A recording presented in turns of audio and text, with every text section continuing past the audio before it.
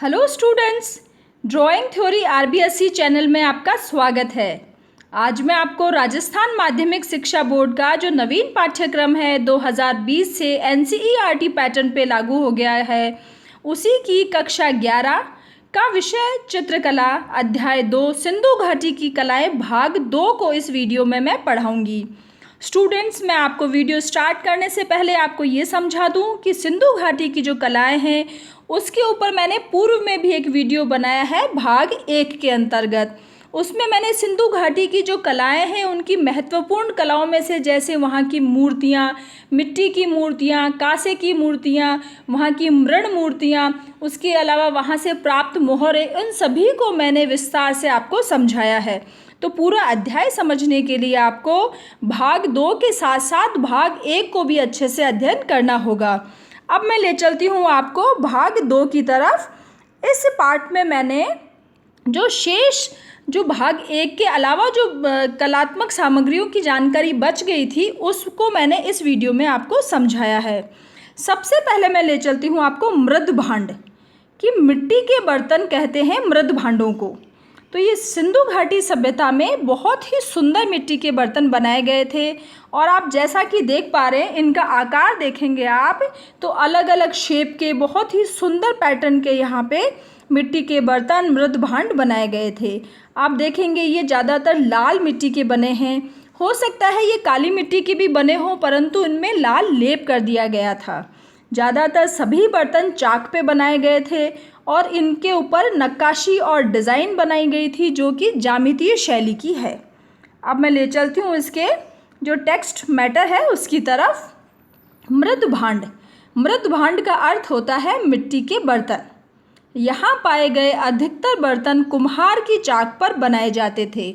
जिस तरीके से अभी कुम्हार जो है वो चाक पे मिट्टी के बर्तन बनाता है, फिर उन्हें पकाता है, उसके बाद उन्हें रंग करता है, उसी तरह का यही सेम जो तकनीक थी वो सिंधु घाटी सभ्यता या हड़प्पाई सभ्यता में प्रयोग ली जाती थी। इन बर्तनों में रंग बहुत कम भरे जाते थे और ये बर्तन ज़्यादातर सादी लाल चिकनी मिट्टी के बने हैं, और कुछ बर्तनों पर लाल या स्लेटी लेप भी लगा है। कुछ बर्तन काली मिट्टी के भी बने हैं और जिन पर लाल मिट्टी का लेप भी लगा है। इस तरीके से हम समझेंगे कि यहाँ पे काली और लाल दोनों तरह की मिट्टी, जो चिकनी मिट्टी होती है, उसे चाक पर बर्तन बनाए जाते थे और उसके बाद उन पे लाल लेप किया जाता था। लेप करने के बाद उन पर चमकीले काले रंग से ज्यामितीय आकृतियाँ या डिज़ाइन बनाई जाती थी। ज्यामितीय आकृतियों का अर्थ होता है ज्योमेट्रिकल फिगर्स। जैसे हम गणित में स्केल की सहायता या प्रकार की सहायता से जो आकृतियाँ बना सकते हैं, जैसे वर्ग बनाते हैं, वृत्त बनाते हैं, आयत बनाते हैं, इस तरह की सभी आकृतियाँ यहाँ पे इन मिट्टी के बर्तनों को सजाने के लिए प्रयोग में ली गई थी। मैं आपको जूम करके दिखाऊंगी। देखिए इनमें जो डिज़ाइन बनी गई है, यहाँ पे हाफ सर्किल बनाए गए हैं। जो वर्ग होता है उसको आधा आधा करके बनाया गया। नीचे यहाँ पे चेक्स के रूप में यहाँ पे वृत्त बनाए गए हैं। इस तरह के जो धारियाँ हैं, जो लाइनें हैं, उन्हीं को ज्योमेट्रिकल फिगर्स को ही, ज्यामितीय आकृतियों को ही प्रयोग में लेके बहुत ही सुंदर चित्र इन जो बर्तन हैं उनके ऊपर बनाए गए थे। अब मैं आपको बताऊंगी कि यहाँ पे ये जो अभी हम बात कर रहे थे वो थे लाल और काली मिट्टी के बर्तनों की, जिन पे मुख्य रूप से लाल ही रंग भरा गया और उसके ऊपर काले रंग से या फिर सफ़ेद रंग से उस पर डिज़ाइन बनाई गई। लेकिन अब हम देखेंगे कि यहाँ पे कुछ बर्तन बहुरंगी बर्तन भी बनाए गए हैं। बहुरंगी का तात्पर्य होता है मल्टी कलर्ड, कि एक ही बर्तन के ऊपर बहुत सारे रंगों का प्रयोग किया गया और वो जो बर्तन है उसको अत्यधिक सुंदर बनाया गया। जो मुख्य रूप से कलश हैं, इनमें लाल, काले, हरे और कभी कभी सफ़ेद तथा पीले रंग से ज्यामितीय आकृतियाँ बनी हैं। इस तरीके से यहाँ पे बहुरंगे बर्तन भी बनाए गए हैं। अब मैं आगे ले चलती हूँ। यहाँ पे एक ये जो पात्र बना हुआ है, बर्तन है, उसका नाम है छिद्रित पात्र। छिद्रित का पात्र का अर्थ है कि एक पहले उन्होंने चाक पे बर्तन बनाया, उसे उस पे छेद किए, फिर उसे पकाया। अब मैं इसको समझाती हूँ आपको। कुछ बर्तन ऐसे भी बने हैं जिसमें छोटे छोटे छेद किए गए हैं। संभवतः ये बर्तन कुछ पेय पदार्थों को छानने के लिए प्रयोग आते होंगे। जैसा अभी वर्तमान में हम चाय छानते हैं या दूध छानते हैं, एक जूस को छानते हैं, तो हमें छानने के लिए छलनी की आवश्यकता होती है। छलनी वो प्लास्टिक की होती है या स्टील की होती है। लेकिन सिंधु घाटी सभ्यता में प्लास्टिक और स्टील की आविष्कार नहीं हुआ था, उन लोगों को इस बारे में जानकारी नहीं थी, इसीलिए वो लोग छलनी के प्रयोग के लिए भी ऐसे बर्तन बनाते थे। उसमें बहुत बड़े बड़े या छोटे छोटे छेद करते थे, फिर उन बर्तनों को पकाते थे। तो ये सभी ज़्यादातर बर्तन खाने पीने के काम में या घरेलू उपयोग में ही काम आते थे। तो संभवतः यह बर्तन कुछ पेय पदार्थों को छानने के लिए प्रयोग में आते होंगे। ज़्यादातर सभी बर्तन सुंदर गोलाई वाले हैं एवं घरेलू कामकाज में आने वाले बर्तन हैं। कुछ बर्तन तो बहुत छोटे, जैसे आधे इंच की ऊंचाई से भी कम हैं। आधे इंच की ऊंचाई से कम होना का अर्थ होता है कि बहुत ही ज़्यादा छोटे बर्तन बने हुए हैं, लेकिन वो बहुत सुंदर हैं, उनकी कलात्मक सुंदरता उत्कृष्ट है। इस तरीके से हमने सिंधु घाटी भाग 2 के अंतर्गत यहाँ पे जो मिट्टी के बर्तन कैसे बनाए जाते थे, उनकी तकनीक क्या थी, मृद भांडों को किस तरीके से प्रयोग में लिया जाता था, और हमें ये भी समझ में आता है कि उस टाइम के जो लोग बाग थे उनकी जीवन शैली क्या थी, वो कैसे कैसे बर्तनों को कैसे सजाने के रूप में उनको यूज़ करने के लिए भी वो उन्हें सुंदर चित्रित भी करते थे। तो आपकी पाठ्य पुस्तक में ये एक जो चित्र है वो भी उसमें बना हुआ है एक बर्तन का, जिसका नाम है चित्रित मृद भांड। ये जो बर्तन है इसे भी चाक पे बनाया गया, फिर उसे पकाया गया, उसके ऊपर फिर बहुत सुंदर पत्तियों के डिज़ाइन वाली यहाँ पे चित्रकारी की गई। इसमें भी सीधी लाइनें बनी है, यहाँ पे ट्रायंगल्स बने हैं। ये सभी ज्यामितीय आकृतियाँ हैं जिन्हें कह सकते हैं कि दोबारा दोहराया गया, पुनरावृत्ति की गई, रिपीटेशन है। यहाँ पे एक जैसी आकृति यहाँ है, इसी तरह की आकृति सेम यहाँ है, इसी तरह की आकृति सेम यहाँ, इसे पुनरावृत्ति या फिर इंग्लिश में रिपीटेशन कहते हैं। तो अब मैं चित्रित मृद भांड को समझाती हूँ। यह बर्तन मोहनजोदड़ो से प्राप्त हुआ है।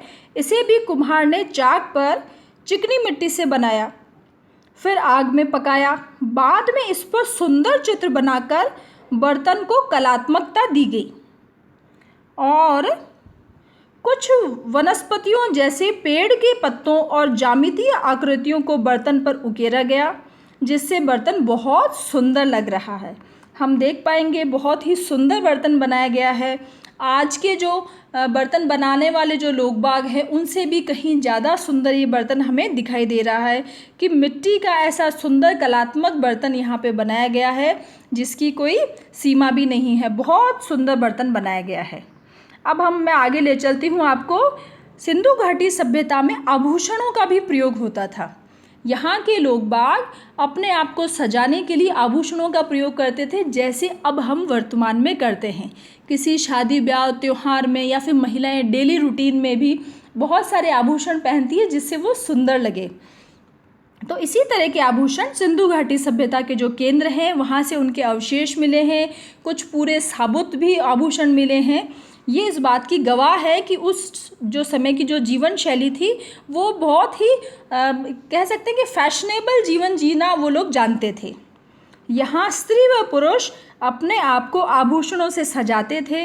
ये गहने मूल्यवान धातु के साथ साथ हड्डी और पकी हुई मिट्टी के भी होते थे। देखिए, मूल्यवान धातु के बर्तन तो जो आभूषण है वो लोग तो ज़्यादातर जो अमीर लोग थे वो मूल्यवान धातु के आभूषण पहनते थे, और जो गरीब या मध्यम श्रेणी के लोग बाग हैं वो हड्डी के और पकी हुई मिट्टी के आभूषण पहनते थे। स्त्रियां मुख्य रूप से यहाँ पे करधनी, जो कमर में पहनने वाला आभूषण होता है, वो कर्णफूल मतलब कानों के झुमके या इससे कानों की बालियाँ, पैरों के कड़े या पायल पहनते थे।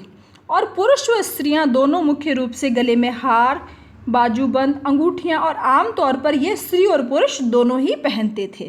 तो इसलिए इस बात से ये समझ में आता है कि सिंधु घाटी सभ्यता में स्त्री और पुरुष दोनों वर्गों में ही आभूषण पहनने का चलन था। अब ये आभूषण बनते किससे थे? तो आभूषण मनकों से बनाए जाते थे। यह मनके अलग अलग आकार के, जैसे बेलनाकार, तश्तरी नुमा, ढोलनाकार होते थे। कुछ पत्थर के मनकों पर सोने का आवरण चढ़ा दिया जाता था। जो मनके हैं, मनकों का अर्थ होता है कि ये जो आभूषण हैं उनके छोटे छोटे कुछ हिस्से बना के और उनको फिर आपस में जोड़ के उनको पिरो के और सुंदर आभूषण बनाए जाते थे। तो ये जो मनके हैं पत्थरों के भी बने हैं और कुछ पत्थरों के ऊपर तो सोने का आवरण चढ़ाकर उन आभूषणों को और ज़्यादा मूल्यवान बना दिया जाता था, जिससे जो अमीर लोग हैं वो सोने वाले मनके वाले आभूषण पहनते थे। मनकों के निर्माण के लिए अत्यधिक तकनीकी कुशलता भी प्रयोग में ली गई। यहाँ पे अलग अलग आकार के मनके बने। जब हम इस चित्र को देखेंगे तो हम समझेंगे कि यहाँ पे जो आभूषण बने हुए हैं, यहाँ देखेंगे हम 5 लड़ी वाला ये जो हार है, इसमें 5 या 6 लड़ी वाला हार है ये। इसमें ये जो मनके हैं ये बेलनाकार और लंबे मनके हैं, ये गोल मनके हैं, ये यहाँ पे इसको अर्धचक्राकार या ढोलनाकार मनके कहा जा सकता है। ऐसे अलग अलग आकृति के, अलग अलग शेप के, धातु के, पत्थर के, हड्डियों के, सीपियों के, शंखों के या फिर बहुमूल्य जो रत्न होते हैं उनके मनके बनाकर और इस तरीके से उनको सजाकर, अरेंज करके, पिरो के और आभूषण बनाए जाते थे। अब मनकों के निर्माण के लिए भी अत्यधिक तकनीकी कुशलता प्रयोग में ली गई। इन्हें बनाने के लिए लोथल व चुन्हुदड़ों में कार्यशालाएं मिली है। इस बात का अर्थ यह है कि ये जो आभूषण जो बनते थे उनको बनाने के लिए मनकों का प्रयोग होता था। अब मनके भी कोई बनाता था तो मनके बनाने के लिए इस तरह के छोटे छोटे कारखाने लगे हुए थे। वो कहाँ मिले हमें? लोथल और चुन्हुदड़ों, ये 2 जगह के नाम हैं जहाँ पे कार्यशालाएं या फिर कारखाने मिले हैं, जहाँ से ऐसा वहाँ के अवशेषों से, वहाँ की सामग्रियों से पता चलता है कि यहाँ पे इस तरह की भट्टियाँ हैं या इस तरह के यहाँ पे औजार मिले हैं, कुछ जो बहुमूल्य रत्न के अवशेष मिले हैं, जिससे समझ में आता है कि यहाँ पे इस तरह का कोई सेटअप था लोथल और चुन्हुदड़ों में, जहाँ पे मनकों का निर्माण किया जाता था। अब ये मनके बनते किससे थे? वैसे तो मुख्य रूप से हमने देखा कि सोने के बनते थे, तांबे कांसे के बनते थे, शंख सीपी के बनते थे, पत्थर के बनते थे, हड्डियों के बनते थे, लेकिन साथ साथ में कुछ बहुमूल्य जो रत्न होते हैं उनके भी बनते थे। या अलग अलग जो बहुमूल्य रत्न का अर्थ होता है कि बहुत महंगे पत्थर जो हैं उनके बनते थे। उनमें कौन कौन से हैं? इन्हें कार्नालियन, जमुनिया, सूर्यकांत, स्फटिक, काचमणि, सेलखड़ी और फिरोज़ा, लाजवर्द मणि से बनाया जाता था। साथ ही सोने, तांबे, कांसे, शंख सीपी के भी मनके बनाए जाते थे। इन अलग अलग मनकों को जोड़कर आभूषण बनाए गए। इस तरह से मनके बनाने की भी यहाँ पे बहुत अच्छी शैली और तकनीक प्रचलित थी और यहाँ के जो लोग थे बहुत ही सुंदर, अपने आप को सुंदर दिखने के लिए या सुंदर प्रदर्शित होने के लिए बहुत मेहनत करते थे। मोहनजोदड़ो और लोथल में खूब गहने प्राप्त हुए हैं, जिनमें सोने व मूल्यवान नगों के हार, तांबे के कड़े, सोने के कुंडल, झुमके, शीर्ष आभूषण, बटन इत्यादि प्राप्त हुए हैं। अब हम देखेंगे कि हरियाणा के फरमानापुरा स्थल पर एक स्थान है हरियाणा में, जहाँ पे पुरानी जो सामग्री हमें प्राप्त हुई है, पुरानी एक स्थान है जहाँ पे खुदाई से वहाँ के कुछ अवशेष मिले हैं पुरानी सभ्यता के। वहाँ से पता चलता है कि वहाँ एक कब्रिस्तान है, उसमें तो शवों के साथ गहनों को भी दफनाया गया था। जब व्यक्ति की मृत्यु या महिला की मृत्यु हो गई तो शव के साथ साथ गहनों को भी दफना दिया जाता था। ऐसी कोई मान्यता रहती होगी कि जब दोबारा इस व्यक्ति का जन्म होगा तो ये वाले जो गहने हैं उनके शायद प्रयोग में आएंगे। तो इसी मान्यता के साथ साथ कब्रिस्तान में गहनों को भी शवों के साथ दफनाया गया है। अब मैं ले चलती हूँ यहाँ पे वस्त्र बनाने के तरीके। तो आप देखेंगे कि आभूषणों के साथ साथ वस्त्र बनाने के लिए यहाँ पे तकुए और तकुआ चक्रियों का प्रयोग होता था। यह कपास व ऊन की कताई करके वस्त्र बनाने में प्रयोग होते थे।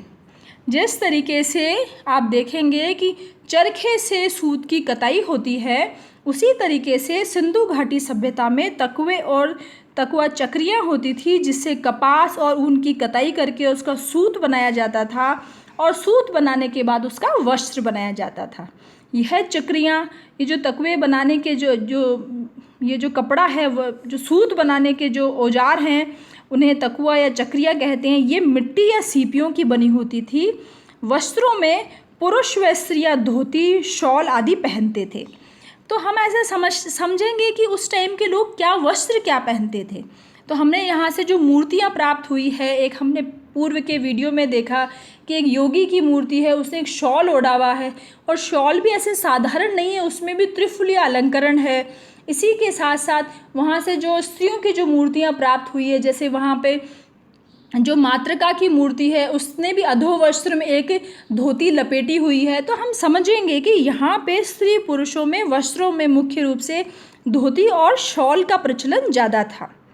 इस तरीके से हम देखेंगे कि इतनी सारी चीज़ों का, कलात्मक सामग्रियों को जब हम देखते हैं तब हमें सिंधु घाटी सभ्यता के जीवन को जीने के क्या क्या तरीके थे उनके बारे में हमें जानकारी प्राप्त होती है। तो पुरातात्विक खोज में मिली चीज़ों से ये मालूम चलता है कि यहाँ के लोग साज, श्रृंगार तथा फैशन के प्रति जागरूक थे। वहाँ केश सज्जा व दाढ़ी मूछों की भी अलग अलग शैलियाँ प्रचलित थी। तो हम देखेंगे कि यहाँ के जो लोग थे वो साजो श्रृंगार आभूषणों से हमें पता चला है, फैशन के प्रति जागरूक थे, तकुए प्रयोग करके वो वस्त्रों का निर्माण करते थे, वस्त्रों को भी बहुत सुंदर तरीके से वो डिज़ाइनदार बनाते थे। तो और फिर हम ये भी देखेंगे कि जब हमें यहाँ से एक नर्तकी की जो मूर्ति प्राप्त हुई है उसमें जो उसकी केश सज्जा, उसमें जूड़ा बनाया गया है, अलग अलग तरह की दाढ़ी, मूछें और हेयर स्टाइल्स जो हैं उनका भी उस टाइम पे बहुत ज़्यादा चलन था। तो यहाँ स्त्रियाँ सौंदर्य सामग्री में काजल, सिंदूर, लाली और चेहरे पर लेप का प्रयोग भी करती थी। तो इस तरीके से हमें उनके जीवन शैली, उनको सजने संवरने का जो तरीका था उसकी पूरी जानकारी मैंने आपको दे दी है। अब मैं ले चलती हूँ आपको कि यहाँ पे अब हम देखेंगे पूर्ण रूप, जो पूरा 2 मैंने वीडियो समझाए उसका सार ये है कि अतः कहा जा सकता है कि सिंधु घाटी के कलाकार अनेक कलाओं में पारंगत थे। तो हम सारी पूरी डिटेल की जानकारी देने के बाद हमें समझ में आता है कि यहाँ के जो लोग बाग थे, व्यक्ति थे, वो बहुत ही अच्छे कलाकार थे। वो हर कला को करने में सिद्धहस्त थे। वो क्या क्या कर लेते थे, वो धातु ढलाई, धातु को ढाल के वो मूर्तियाँ बनाते थे, पत्थर की नक्काशी करके पत्थर की मूर्तियाँ बनाते थे, मिट्टी के बर्तन बनाए उन्होंने, फिर बना के वो रंगते थे, टेराकोटा में मिट्टी को पका के वो खिलौने बनाते थे, आभूषण बनाते थे। इस तरीके से वो सारी कलाओं में सिद्धहस्त थे। इस तरीके से स्टूडेंट्स ये पूरा जो चैप्टर है वो कंप्लीट हो गया है। आपके जो पाठ्य पुस्तक है उसमें NCERT पैटर्न के हिसाब से ऐसे 5 प्रश्न दिए हुए हैं जिसमें ऐसा चाह रहे हैं कि आपकी जो क्रिएटिविटी है, आप जो सोचते हैं, आपकी जो सृजनात्मक क्षमता है, उसके हिसाब से आप प्रश्न को समझें और उसका उत्तर खुद अपनी भाषा में लिखें। इसीलिए मैंने इस वीडियो में इन जो 5 प्रश्न हैं उनके उत्तर नहीं लिखे हैं, लेकिन मैं आपको समझाऊंगी ये प्रश्न क्या हैं और उनके उत्तर कैसे लिखने चाहिए। तो प्रश्न 1 है, सिंधु सभ्यता के लोग कला प्रेमी थे, इस कथन को न्यायोचित ठहराएं। अभी जस्ट पहले मैंने आपको समझाया कि यहाँ पे बहुत सारी कलाओं का निर्माण हुआ। जैसे हम देखेंगे कि यहाँ पे कलाकार ने पत्थर की मूर्तियाँ बनाई, कांस्य को ढालकर मूर्तियाँ बनाई, यहाँ पे मुद्राएं बनाई, मिट्टी के खिलौने, टेराकोटा बनाए, बर्तन बनाए, आभूषण बनाए, तकवे और चक्रियों से उन्होंने वस्त्र बनाए। तो सारी चीज़ों में वो कला के प्रति रुचि रखते थे और वो साधारण तरह के सिर्फ अपने घरेलू उपयोग में लेने वाले सामान के अलावा भी उन्हें सजाते थे, उन्हें सुंदरतम रूप में प्रस्तुत करते थे। इसीलिए हम कह सकते हैं कि सिंधु घाटी सभ्यता के लोग हैं वो कला प्रेमी थे। तो इस प्रश्न को आप ऐसे पॉइंट वाइज, जैसा कि मैंने इस वीडियो में पूरे विस्तार से बिंदुवार समझाया है, उसी तरीके से आप इसके उत्तर को लिखेंगे।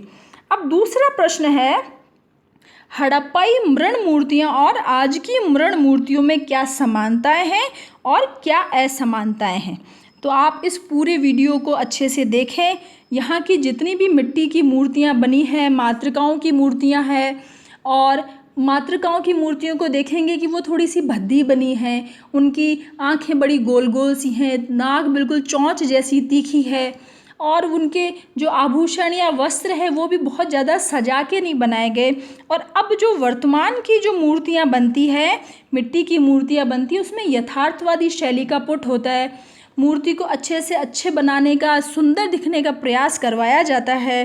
तो ये तो इसकी असमानताएं हो गई। और जो समानताओं की बात है कि पहले भी जो कलाकार थे वो मिट्टी से मूर्तियां बनाकर उन्हें पकाते थे, और अब के कलाकार भी मिट्टी की मूर्तियां बनाकर उन्हें पकाते हैं। तो ऐसे इसी तरीके से आप मिट्टी के जो बर्तन हैं, मृद भांड हैं, उनका वर्णन करेंगे कि समानताओं में तो है कि पहले के जो कलाकार हैं और अब के कलाकार हैं, काली और चिकनी मिट्टी की जो बर्तन बनाने के बाद चाक पे बनाते थे, फिर उन्हें भट्टी में पकाते थे, और पकाने के बाद उन्हें रंगांकन करते थे। और असमानताओं में है कि पहले बहुत ही लिमिटेड शेप्स थे, बहुत ही साधारण तरीके के घरेलू उपयोग में आने वाले ही बर्तन बनाए जाते थे, परंतु अब जो मिट्टी के बर्तन बनाए जाते हैं उसमें घरेलू उपयोग के साथ साथ दैनिक जीवन में काम आने वाले और भी बहुत सारे आकार के बर्तन बनाए जाते हैं, जैसे गमले बनाए जाते हैं। इसी तरीके से अन्य छोटे मोटे और भी बर्तन बनाए जाते हैं। तो ये आप सारे पक्षों को आपको समानताएं और असमानताओं में लिखना होगा। अब आ गया प्रश्न संख्या 3। मुद्राएं भिन्न भिन्न प्रकार की सामग्रियों से बनाई जाती थी। पुरानी बात हो रही है। सिंधु घाटी की मुद्राओं के संदर्भ को ध्यान में रख के आप किसी अन्य सामग्री से मुद्रा बनाना चाहेंगे। वे कौन से पशु हैं जिनकी आकृतियाँ आप बनाना चाहेंगे? अपनी मुद्राओं पर क्या बनाना चाहेंगे और क्यों? तो विद्यार्थियों, जैसा कि मैंने कहा, NCERT पैटर्न में आपकी जो सृजनात्मक क्षमता है उसको उभारने के लिए ये बहुत ही अच्छे प्रश्न हैं। तो इस प्रश्न के उत्तर में आपको अपनी भाषा में लिखना है कि सिंधु घाटी की जो सभ्यता थी उसमें तो अलग अलग सामग्री जैसे सेलखड़ी पत्थर की या फिर मिट्टी की या किसी हड्डी की, इस तरीके की मुद्राएं या तांबे की मुद्राएं बनाई जाती थी। और उनमें जैसे शेर, हाथी, गैंडा, वृषभ, ये वाले पशुओं का अंकन होता था। यदि आप मुद्रा बनाएंगे तो कौन से की बनाएंगे और क्यों बनाएंगे? कौन से पशु को आपका पसंदीदा पशु कौन सा है, उस पशु को आप क्यों पसंद करते हैं, उन सारी बातों को अपनी भाषा में आपको वर्णन करके लिखना है। अब मैं ले चलती हूँ आपको प्रश्न संख्या 4 की तरफ। सिंधु सभ्यता से प्राप्त कला संबंधी वस्तुओं से हमें उनके जीवन के विषय में क्या पता चलता है? सिंधु घाटी सभ्यता से प्राप्त कला संबंधी जीवन में वस्तुओं से उनके जीवन के बारे में हमें ये पता चलता है कि सिंधु घाटी सभ्यता के लोग किस तरीके से वो वहाँ पे धर्म में विश्वास करते थे, तभी वो वहाँ पे मातृकाओं की या देवी देवताओं की मूर्तियाँ बनाते थे। किस तरीके से वो संगीत में विश्वास रखते थे, तभी वो वहाँ पे नर्तकी की मूर्ति बनी है, एक योगी की मूर्ति प्राप्त हुई है। बहुत सुंदर सुंदर व्यापार होता था वहाँ पे, इसीलिए वहाँ पे मुद्राएं बनी हैं। अपने आप को सजाते थे, सुंदर आभूषणों का प्रयोग किया है, और वस्त्रों में भी वो शॉल या दुशाले या धोतियों का प्रयोग करते थे। उन्हें भी वो सूत को काट के, ऊन को काट के वो बहुत सुंदरतम रूप में उनको प्रस्तुत करते थे। तो ऐसे उनकी जीवन शैली को आपको विस्तार से लिखना है। अगला और अंतिम प्रश्न है, कल्पना कीजिए कि आप किसी संग्रहालय में संग्रहालयपाल हैं, क्यूरेटर के रूप में कार्य कर रहे हैं, और आपको सिंधु कला के विषय में एक प्रदर्शनी बनानी है। सिंधु सभ्यता में उत्पादित और प्रयुक्त पत्थर, धातु और मिट्टी की बनी कम से कम 10 वस्तुओं के चित्र इकट्ठा करें और प्रदर्शनी बनाएं। तो आप में इसमें आपकी फिर कल्पना की बात आ गई कि किसी आप संग्रहालय है, वहाँ पे जहाँ पे बहुत सारी पुरानी वस्तुओं का संग्रह होता है, वहाँ पे आपको एक प्रदर्शनी करनी है। आप उसके अध्यक्ष हैं, संग्रहालयपाल हैं, क्यूरेटर हैं, और आपको एक ऐसी प्रदर्शनी करनी है जिसमें सिंधु घाटी से संबंधित वस्तुओं को आपको प्रदर्शित करना है। तो आपको क्या करना पड़ेगा, वहाँ जो सिंधु घाटी सभ्यता से संबंधित जो पत्थर, धातु या वस्तुएं हैं, उनको इकट्ठा करके उनके चित्र इकट्ठे करने हैं, उन्हें फ्रेम करवाना है और बहुत ही व्यवस्थित तरीके से लगाना है, जिससे दर्शक आएँ और आपकी प्रदर्शनी को अच्छे से देखें और सिंधु घाटी को समझें। तो ये भी एक तरह का बहुत ही इंटरेस्टिंग क्वेश्चन है। स्टूडेंट्स, इस तरीके से पूरा वीडियो पूर्ण होता है। आपको मेरा वीडियो कैसा लगा? अच्छा लगा तो आप इसे लाइक करें और सब्सक्राइब करें। मेरा जो यूट्यूब चैनल है ड्राइंग थ्योरी RBSE आपके लिए लेके आता रहेगा आगे भी अलग अलग तरह के आपके सिलेबस रिलेटेड वीडियोस।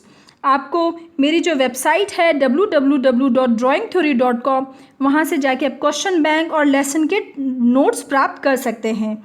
किसी तरह की कोई क्वेरी हो, क्वेश्चन आपको कमेंट लिखना हो तो कमेंट बॉक्स में लिखें या फिर मेरे ईमेल ID पे लिखें study drawing theory@gmail.com। Thank you very much.